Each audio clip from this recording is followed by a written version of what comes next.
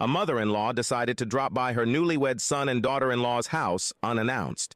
She knocked and then let herself in, only to find her daughter-in-law lounging on the couch, completely unclothed.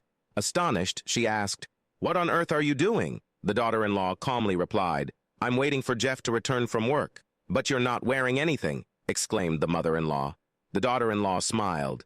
"This is my love dress." "Love dress? But you're naked." "My husband Jeff loves when I wear this. It makes him happy and I feel happy too." Pondering over this love dress idea, the mother-in-law headed home. She decided to try it out herself. After a shower, she donned her best perfume and waited for her husband, lying suggestively on the couch. Eventually, her husband arrived and was surprised to find her naked. "What are you doing?" he inquired. "This is my love dress," she replied seductively. The husband paused for a moment, then dryly remarked, "Could use some ironing. What's for dinner?"